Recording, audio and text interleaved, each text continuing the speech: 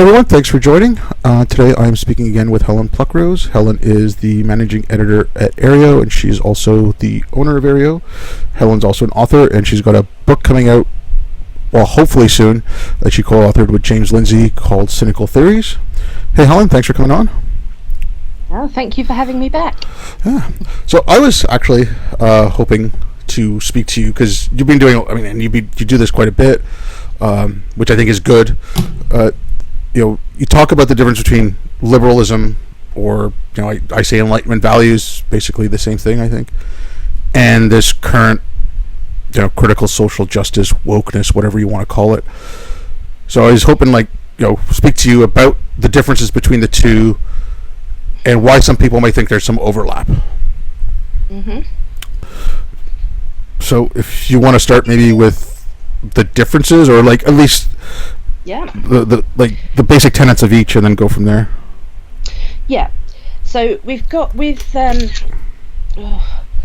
so liberalism is really a philosophy. It's something that emerged in fits and spurts over the modern period. It's exemplified by people like Mary Wollstonecraft and Mill, but it really is mostly an attitude. It's pluralistic. It wants a lot of different ideas to be able to exist together and not to have to be reconciled, but for people to be able to live their own lives, say what they believe, apply those beliefs to their own lives, but not to anybody else's. So within the philosophical concept of liberalism, there's a big focus on the individual and individual freedom, and there's a focus on the universal. So we're all humans, and there's society is offering something to all of us, and so everybody must have access to this. So while as liberalism was developing, it did pretty badly at first at offering everything society had to offer to everybody. So a lot of the time people will point out that slavery and colonialism and patriarchy existed in the modern period, but liberalism is that force which has over time just got rid of and dismantled oppressive forces in society. So it was a liberal impulse that ended slavery, liberalism which makes colonialism appear to be clearly morally wrong, that gave women and racial and sexual minorities the same rights. So we've got that individual in society wanting to have access to all of it. Now, and the critical social justice that emerged, it's got a lot of forces going into it, but where we see the ideas that we see now of knowledge, power and language, that came together at the end of the 60s, and that came in explicit contradiction to liberalism. It regarded science and liberalism as a white weapon, progress as a myth. So it's this big meta-narrative is what liberalism is understood as, and really it was just serving the interests of the dominant groups in society. So the critical social justice wants to put power back into identity groups, whereas liberalism is the individual and the universal. The critical social justice comes in the middle there, and it gets all those different groups which can be classified by their race, their gender identity, their sex, their disability, or whatever, these kind of identity groups, and it focuses on those, which it says with some justification liberalism had not fully paid attention to, but it really does cut out the individual. So we haven't got this focus on individual freedom, and we haven't got this focus on pluralism. So with critical social justice, we have cultural relativism. That is, I believe this because I come from this place, you believe something else, that is just as true, that is just as moral. And so this kind of relativism, where different things can be true at the same time, and we're obligated to support the belief systems that have been marginalised in the past, is very different to the liberal idea of pluralism, where a lot of ideas can exist at the same time, but they can also be discussed, they can be argued out, they don't have to be arranged in a hierarchy, or they don't have to be respected. That's where the marketplace of ideas comes in, where people bring their ideas, and they can argue them out. Okay, so I mean, it's a good, it's basically a good description. But see, like I understand the impulse to say, okay, with the latest, ever since George Floyd, black people have been marginalized. So we don't want black people marginalized, but to do something that's blanket for all black people, like you said, you are going to miss out on the individuals, because there could be someone like, say, Neil deGrasse Tyson, successful astrophysicist. Now, he doesn't need, whatever, disadvantages you feel he has. He doesn't need the same thing as a poor black family in the projects in New York City or Chicago or in rural Alabama, right? Like, so I don't understand how they can at the same time say there's all these differences, each group is different, we have to look at these unique differences, and then come up with a cookie cutter approach and just a blanket policy that says this will fix everything in that group. Like, that internal contradiction, just, I don't understand that. Yeah, and I think what you're pointing at there is the problem in which intersectionality and critical race theory, more generally, often fails to pay enough attention to class. So there are some of the earlier, I'm just listening to Angela Davis at the moment now, she certainly paid attention to class, but as critical race theory and intersectionality has developed, it has paid less and less attention to class. So it really is looking at attitudes, biases, and ways of speaking about things.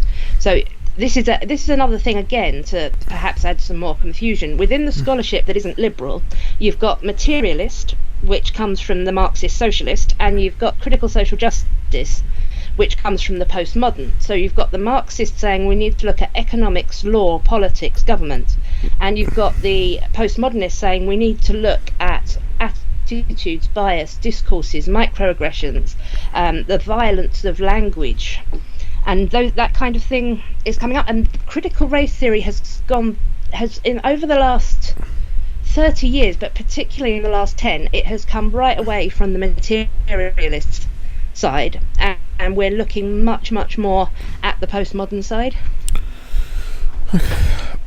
But okay, again, I still don't because I try to speak with friends, and I have friends who I know they've never heard this stuff before, and they're like, I know that, I shouldn't say never heard it, but they've never studied it. They're the same age as I am. They're not in academia. As soon as the George Floyd thing happened, it's like, oh, why are you being so fragile? You have to check your own privilege, or stop, just the language is all of a sudden everywhere, and everyone's using it. And when I try to talk to them and explain, it's like I literally have to get them to say, here, read these books. Luckily now, James has started the new discourses, so I can just kind of point them there. But like that appeal to it, like, at least with liberalism, it says you can have all these ideas. The ideas might be wrong. It doesn't mean the people are wrong. Whereas I find with this stuff is, if you say the idea is wrong, like, you'll hear it, like, oh, you're denying my existence. And I don't know, they give this magic power to words, and I have a huge appreciation of words, and I have a huge appreciation of the written language. But, it's because it's descriptive, and it's because it can help you understand something. But it has no power. Like, there is no magic spell. It's like the power of the name or something. Well, I think you're speaking then, and there isn't really a divide, but what you're talking about, the usefulness of language to explain ideas, that's logocentrism. So that's the belief that we can reliably convey meaning. So the liberals share this. That's what the marketplace of ideas is about. We believe that if you get these ideas together and you get them to do battle, victors will emerge. So, but the social justice people, they don't think that language works that way. They think that powerful forces in society decide how we should talk about something, and then people accept this as knowledge and they perpetuate it on every level of society, and this holds certain groups down.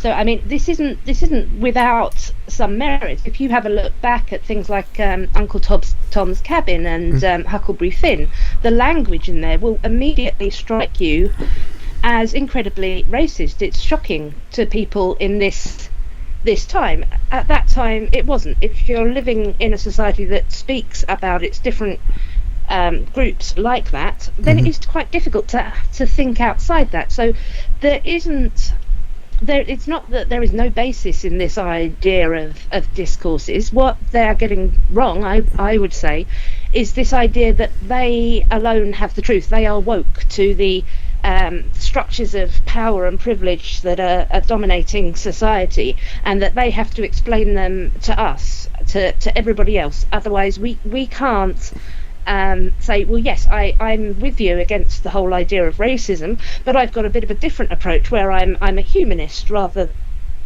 than an identity politician. Can we work together?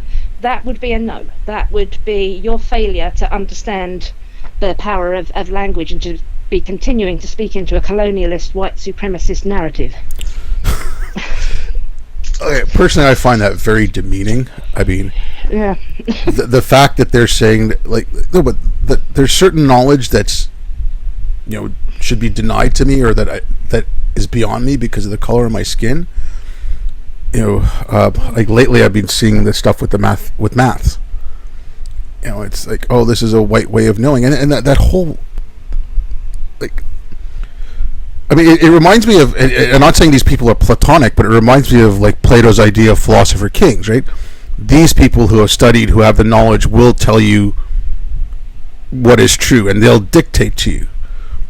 And they pretty much say, all right, like, don't listen to anyone who doesn't say this. They're the ones who have the knowledge, and and then they privilege. Okay, listen to people of color, or listen to this, and like I said, it to me, it has that idea of, like, the philosopher kings of Plato, like, only certain people can talk. Again, I don't see how they can square that with saying listen to marginalized people when you have someone. I mean, I just saw this yesterday. So, let's say one like John McWhorter, and they'll call him the most horrible names because he's not saying what they want him to say, even though he's a person of color, right? Yeah. This is where the idea of discourses come in. So it isn't straightforwardly about identity. Otherwise, if you were just to all listen to black women, we'd be having to try and reconcile Kimberlé Crenshaw with Candace Owens, and that's not going to happen. But it's about discourses of white supremacy. So it's white people who are expected not even to know that they're doing this, because whiteness just seems like the norm to them. So they will speak into this, and it will oppress people of colour. People of colour can have a problem with having internalised these ideas. They could speak into the discourses as well, but they're more likely to be able to see it. So when it comes to somebody who isn't white and who is criticising critical social justice ideas, there are really two options. Either they have internalized the narratives and are completely brainwashed, or they are cynically trying to gain power and prestige for themselves by giving the white powers that be what they want to enable them to continue to oppress people who aren't white. So that's where the anger comes from with people like John McWhorter. It's an anger at you are enabling white supremacy while we are trying to dismantle it. Yeah, I mean, I was speaking with a couple of friends over the last couple of weeks, and I see this, like, when I look at Islam, and I look at the way apostates are treated, especially women, right? Yeah. You only did this because you wanted to have sex with the kuffar. You only did this because you want to sin. You only did this because you're a slut, you're a whore, whatever. And then calling even Reform Muslims like Majid Nawaz got called a house Muslim by people who are saying they call him a racist house Muslim. I'm like, do you not realize where that term comes from and how racist that term is? And now I see it with, like, after what happened with George Floyd and all the protests. If you didn't support Black Lives Matter, you were, again, an Uncle Tom, or I can use worse words. And I saw women being told you're only doing this because you want white dick, and it's like it's the exact same kind of attacks. It's the exact same mentality, and I mean, there were some ex-Muslims, and it wasn't like a argument or anything, but it was like you can see that with Islam in the papers. We saw it in the press. Islamophobia. When you criticized the hijab, it was Islamophobia. When you criticized anything about Islam, it was Islamophobia. I'm like, now you have people who are, black, telling you that maybe there's a problem here, and they're being attacked in the same way. I'm like, can't you notice that parallel? Like, I find people just put blinders on. Like, if it affects them, like the Islam thing, the ex-Muslims will notice it, but then they might not notice the race thing because it fits in with what they want, and like that. That's frustrating to me. Yeah, I think there's very close parallels with religion. I've mostly before I was dealing with these postmodern ideas, I was criticizing religion, and I was focusing purely because of where I am geographically and my own background, mostly on Christianity.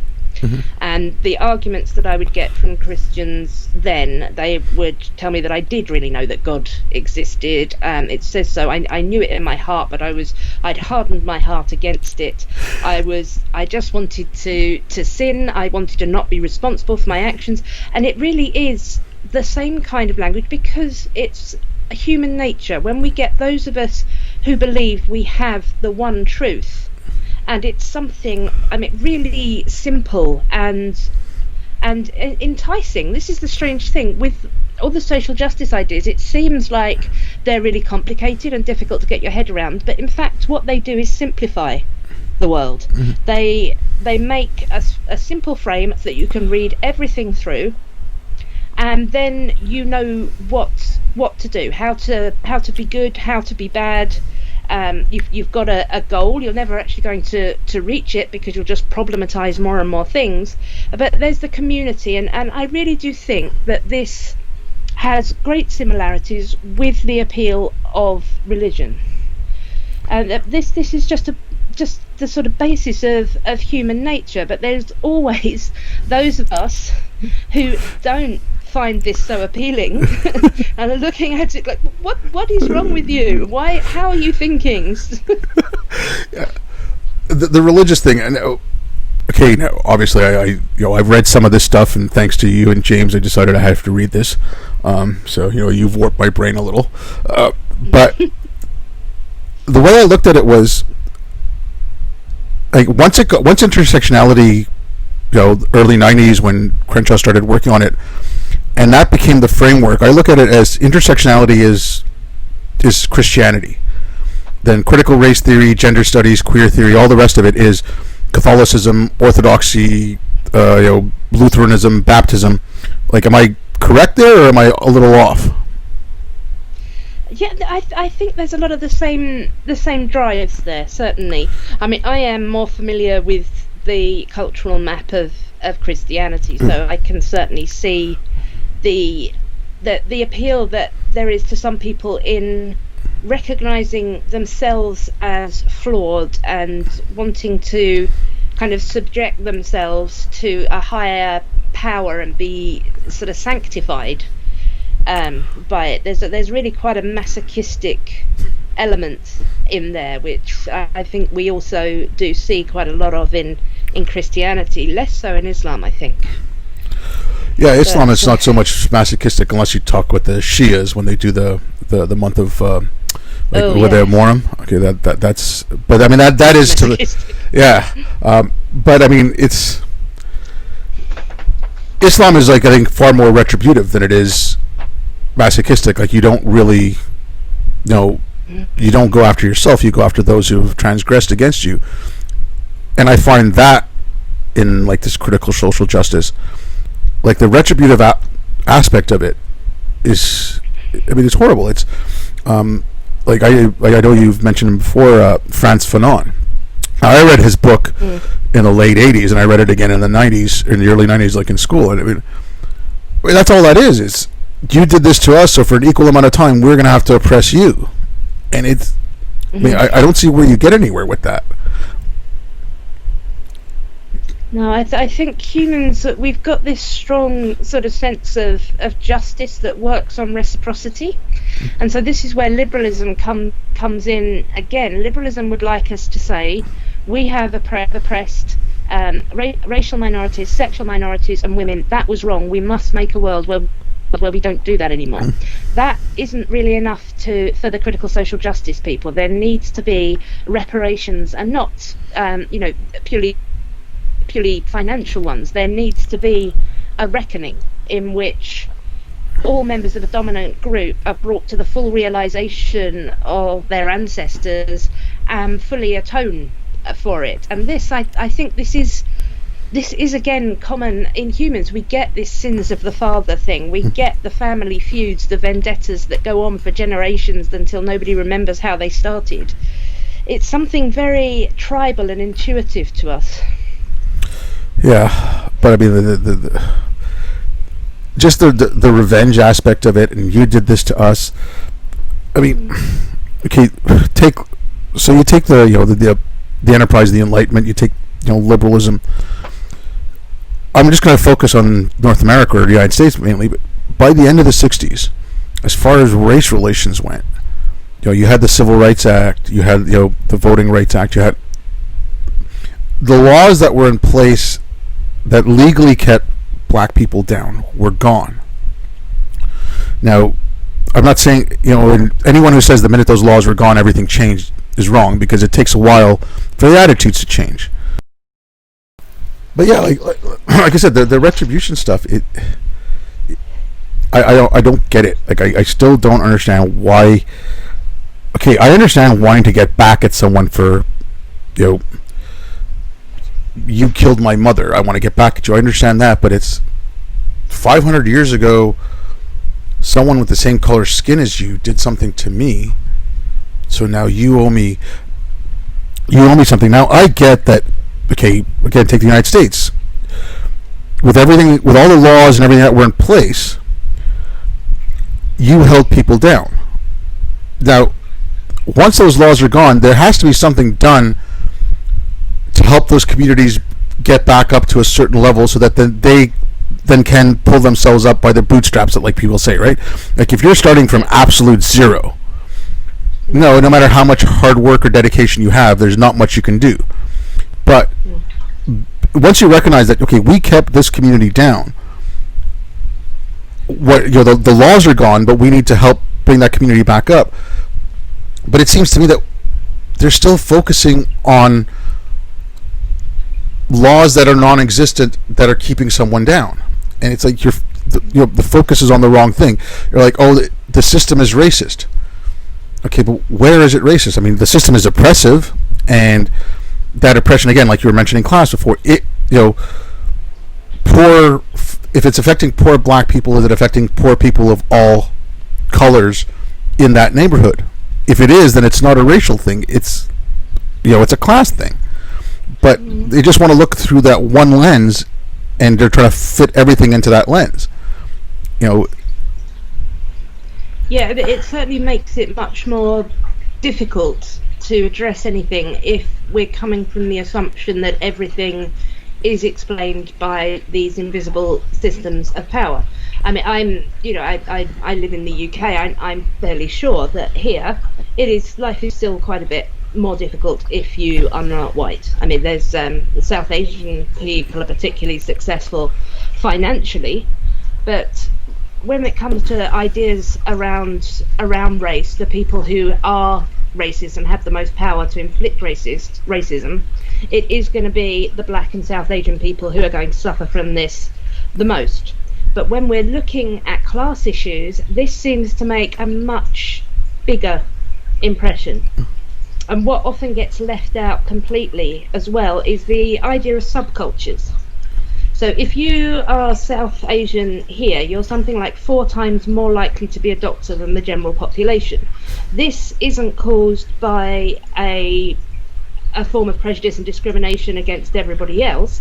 This is caused by South Asian Brits having particularly high esteem for medicine. So this is a subcultural thing. But then we get into a dangerous area if we're talking, for example, about African Americans. And then there's a conservative tendency to just say, well, it's there's criminal sort of subculture that doesn't stay as nuclear families, and it's all completely their fault. We're about to publish an excellent piece by John Wood Jr. From Braver Angels about this. He's looking at the cultural arguments from the Conservatives and the ideas from the Liberals about sort of generational oppression. So trying to bring these two things together, we know that the thing that is most likely to make someone successful is if their parents were successful. If it's two generations since African Americans have even been allowed to try to be successful, it's not surprising that they've not sort of caught up yet. You know? So there's so many different factors to consider at once. Yeah, no, I mean, okay, I get that, and it's again like I still think that, and maybe my timeline is wrong here, and I'm not going back to postmodernism and critical theory, but again, sticking with intersectionality and all that. I think when like the intersectional version of all these things, when people started getting degrees in them, that was around the late 90s. So like when you had critical race theory married with the intersectional framework, then you're getting people with masters and PhDs coming out. It was around the late 90s, and that's when they started getting into making policy. You know, they might have been junior managers or interns or whatever. They worked their way up. By the time Obama gets in, they've moved themselves up, and they've hired others who think the same way. Because if you want to solve race issues, you hire someone with a PhD in critical race theory. Just like if you want to solve, you know, a problem in chemistry, you're going to hire a PhD in chemistry. You know, it makes sense. It's a logical step to do. But then now we've got this stuff forming policy, and it's like, again, like instead of focusing on the issue, they focused on race. But the thing with the police shootings. You know, police are hunting down black men on a daily basis. It's like, okay, well, the facts don't show up that. So if you're going to go try to solve that problem, instead of solving a problem of policing and you're trying to solve a problem of racism in the police, you're not getting to the issue that's causing, like, you're not fixing the underlying issue. You're probably going to make it even worse. So, that singular view of the world is what I don't understand. Like, I'm too dense, I don't know, but I just don't get having that one singular view of the world. It is a really simplistic and reductionist approach, and I think this is why people are so zealous with it. They feel as though they've discovered the secret, the answer to everything. Oh God! And then they, and so they then impose that on everything else, and then because this is critical race theory is really such an American phenomenon, when academics and activists take it on over here in the UK, it works even less well, because we don't have that same history of living alongside two races living alongside each other, with one in slavery and then in a subordinated position. The people the UK oppressed are still mostly in the countries that we oppressed them in. So we have got a different kind of dynamic going on here. Yeah, I was going to ask you that. Does it really work when people try to race theory?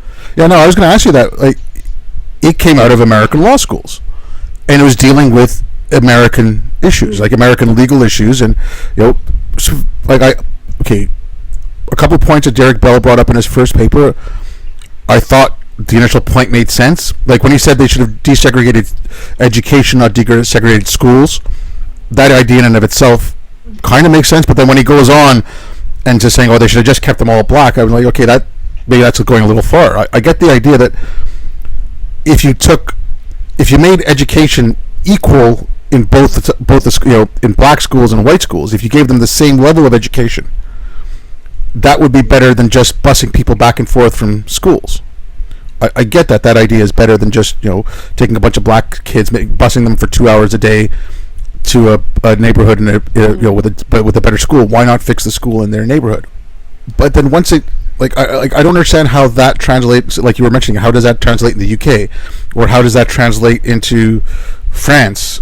Or, you know, now I was speaking with Tamara Brouwer. She was saying some of it's coming into Holland. Like, these are all colonial powers. I get it, but I don't understand how something that came out of the legal system in the U.S. is now affecting policy in the U.K. It's because I think we have the same scholars, we have the same activists. We've got the same kind of cultural revolution going on.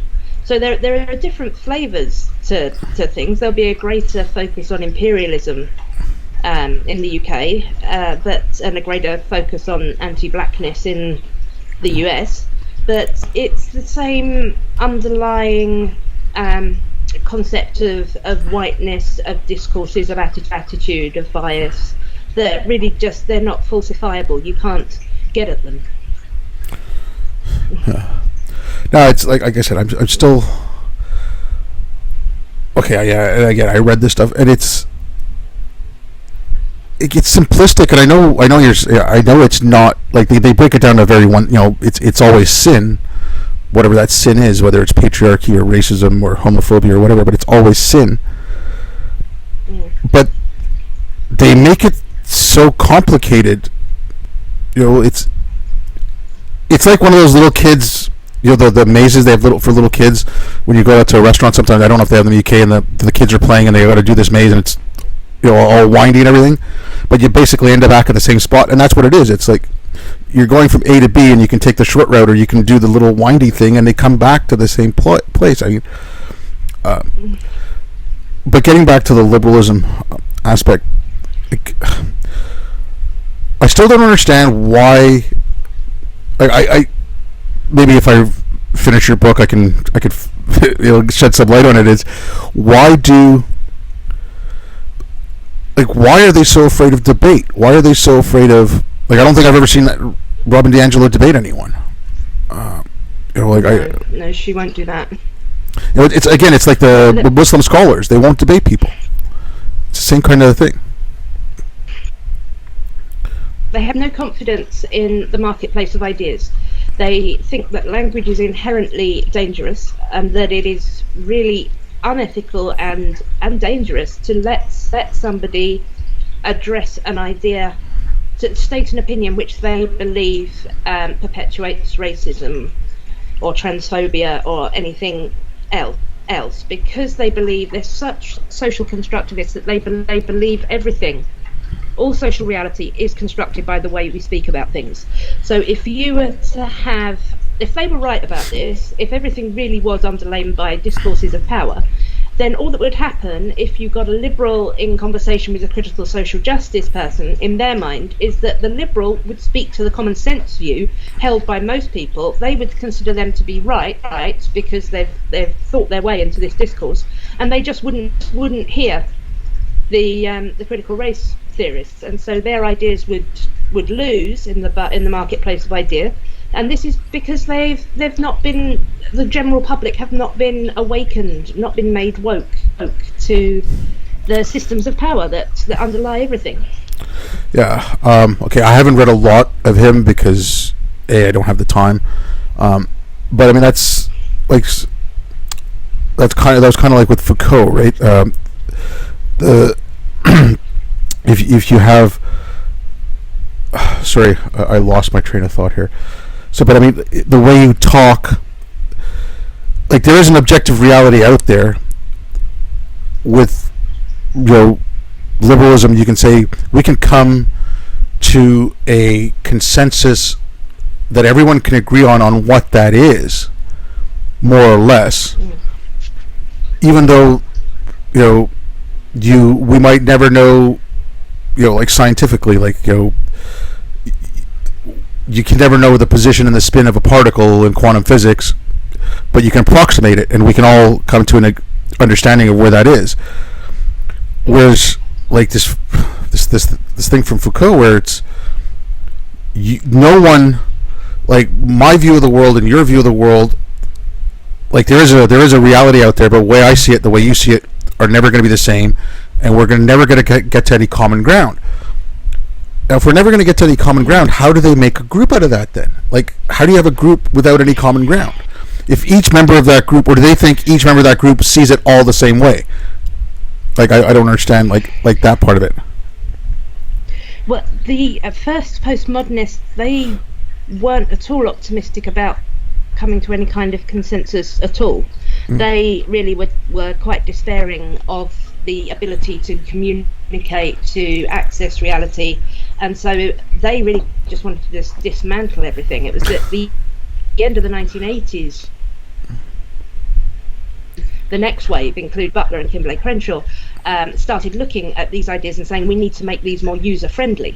That's when the idea of actually using them for activism to unite people was brought up. So Crenshaw would say there's a problem with saying I am a person who happens to be black, because then you're going for universalism and you're not getting at the nub of the problem that's affecting you. But if you identify first and foremost as I am black, that is something that can be a source of power, where people can come together and sort of a kind of strategic essentialism, where they say we are this group, we feel like this, we need to band together and get that perception out there. Of course, it's undermined continually by as society generally does become less and less racist, and people start to access different parts of society, and then we end up with things like gay conservatives, black conservatives, which wasn't possible really only about sort of 20 or 30 years ago. It was very difficult to be a black or gay conservative until very, very recently. So this idea that the first postmodernists really weren't trying to do anything with it. The next lot were, but they were still not completely goal orientated. And we've got the next lot with Robin DiAngelo and Barbara Applebaum and the people who've been writing in the last decade, where they've now got the one truth of social justice, the simple truth of how society works with systems of power and privilege, and now we know exactly what to do. Everybody must dismantle their whiteness, they must detoxify their masculinity, and this is an ongoing process that can never properly be done, but at least we feel as though we're doing the right thing. Yeah, but that's it, right? You feel like you're doing the right thing, so whatever makes you feel good has got to be good. But just because it makes you feel like you're doing the right thing, but things are getting worse. I'll say again that I think by around the late 90s, we had gotten to the point where we said, okay, you know what? Yes, there is structural problems. There is systemic problems that stemmed from racial inequalities, from laws. And I think we'd gotten to the point where we were almost colorblind, where it didn't matter what the skin color was. But then this stuff started focusing on it again. Okay, let's say in the next year or so, people come to the realization that this is all bunk. And hopefully they do. Mm-hmm. What are the universities going to do? What are the people with all these degrees that spent a lot of money? Can they just turn around and sue the universities? I mean, I think the academy has shot itself in the foot. It's done a huge disservice to itself and to the population in general by sowing distrust. Because I'm sorry, if I'd come out with a PhD in race studies and I'm defending it, and all of a sudden it turns out that sorry, we were wrong, and if I did that at Harvard, I would have been spending like $30,000-$40,000 a year, if not more. I think realistically, the best we can hope for is that what will happen within the scholarship is that it will realise that it's a bit silly. This was a large part of the aim of our project was to make academics want to distance themselves from this stuff. I think more and more of them will start doing that, and what it will look like is that the scholarship has taken another turn. So there was postmodernism, and that was a very difficult time to get anything out, and then we came into the next wave of theory, and then the next wave. So the next wave could be a bit of a return to empiricism, to liberalism, and these kind of ideas. So it's not as though, I don't think it's going to happen that the theorists are going to say, we were wrong about that.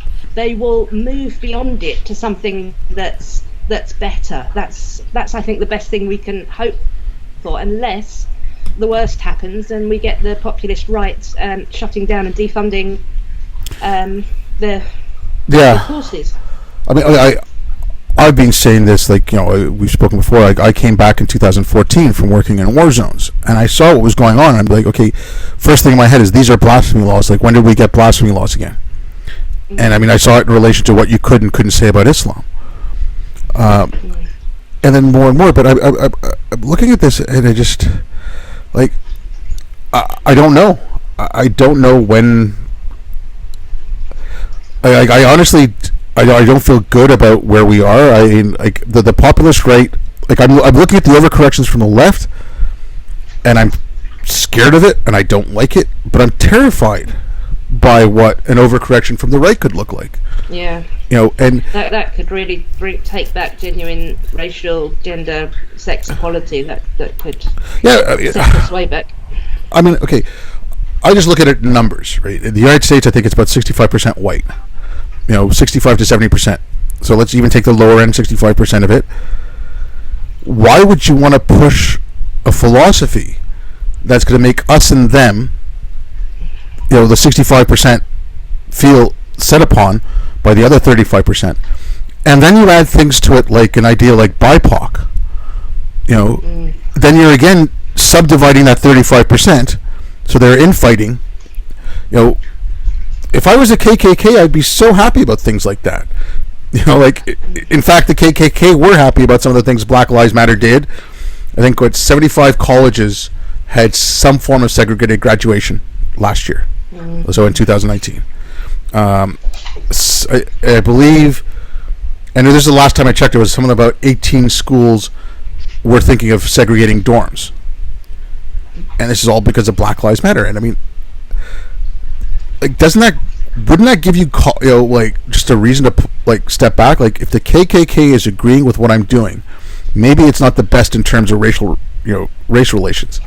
Like they're not holding universalism up as a template. They'd see themselves as the opposite to the KKK, but they'd also spend much more time criticising the liberals, who say they want to achieve the same thing, the utter destruction of racism, but are offering different methods of achieving that. They actually see us as more dangerous. I mean, Robin DiAngelo says this. She says the white progressive does the most harm, more than white supremacists, apparently, because we, from her perspective, we look as though we want to help, we say the right things, we think of ourselves as non-racist and try to be good people, and all the time we're damaging people of colour because we're not internalising critical race ideas. Yeah, okay, like, I'll never internalize those things, so I guess I'll always be a heretic, because, okay, I think I read far too much, but I mean, I read D'Angelo, I read Sullivan, I read Applebaum, Peggy McIntosh, Hills Collins, Crenshaw, Bell, Kendi. I read far too much of this stuff, and it's maybe I shouldn't have, but it is horrific. I think people actually should read it. It's the same way that I feel that teach religion in school as a subject, not as a faith or whatever. Like, teach it for what it is. I think, like, sociology or those fields should study this as what went wrong, like a wrong way of doing things. I don't want this banned. I don't want anything banned. Obviously, like, I don't want someone going in there teaching people to kill Group X or whatever universities, but ideas and where they came from should be studied the same way that Nazism should be studied or communism should be studied. Like, even the brutal regimes that happened, those should be studied to see what went wrong and how we can avoid it. And the same thing with this stuff. Like, I don't want it banned, but I don't want it taught as this is how you look at the world. Like, if you do a comparative of it and you do, okay, we'll take Enlightenment values, we'll take this stuff, we'll take Marxism, we'll take whatever, utilitarianism, and we'll compare them. Now, if you've done a comparative, you think one is better, that's your choice. I may disagree with you, but I don't want to force you. But this seems the other side. Like, we're only going to do this scholarship, and it's coming to anything. Like, I mean, critical race theory and maths. I still don't get how that works. No. I mean, this is, what I think, and that this is what we argue in the book, that we need to do two things about this right now. First of all, we have to immediately impose the rules of secularism onto critical social justice. So we need for there to be an understanding that this is a belief system which is protected under freedom of belief. People may believe it, they may say they believe it, they may apply it to their own lives. They must not apply it to anybody else's.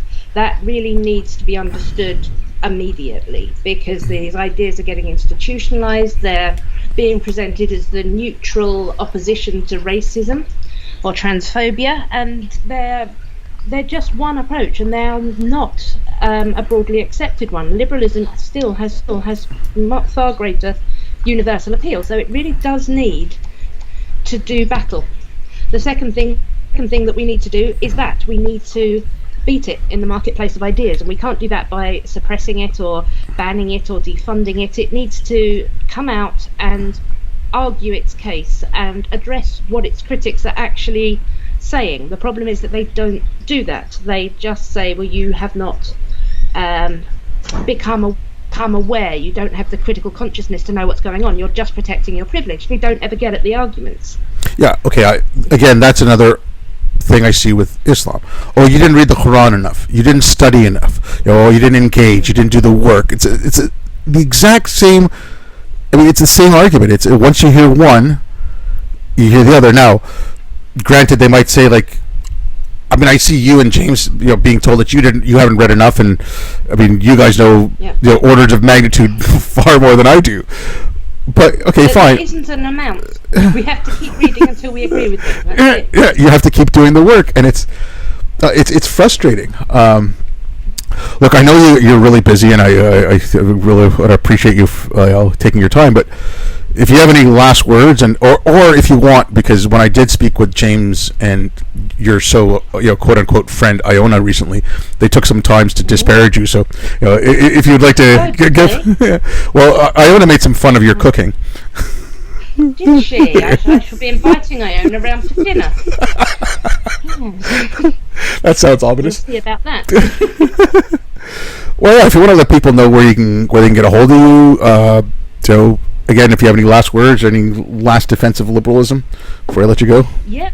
Well, I think what we need to be doing at the moment, since the George Floyd protests, there has been, I'm getting hundreds of emails, hundreds of DMs. There are people who are being forced into a very specific kind of diversity training where they have to affirm belief in systems of whiteness, of invisible systems of privilege and power, and implicit bias that the trainers know their mind better than they do. This is really quite alarming. So if you are in need of pushing back at that, you can get in touch with me at helen.pluckrose@areomagazine.com, and I will sign you up to my Discord server where we have people dealing with these issues in all different kinds of spheres, so education and tech and art and all these different areas of employment.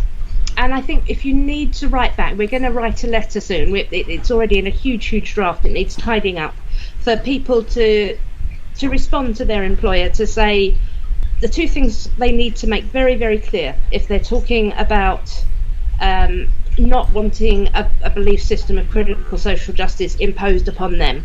They need to show that it isn't coming from a place of ignorance. We know what these theories are. We don't think they're the best way. And it's not coming from a place of bigotry. Fully in support of anti-racist aims, anti-sexist aims, but this is not the way. What we need is for liberals to get really confident with saying, I share your aims. I want to see the end of racism. I do not share your methods, and I don't have to. No, that's good. That's a upbeat note we can kind of end on, because I lately I've been so depressed. Well, thank you very much, Helen. I'll put the links to I'll put your email, and I'll put the links to Aereo and all that in the description. And if you have anything else, send it along my way. Well, thank you very much for coming on, and thank you everyone for listening. Good chat. Thank you for having me.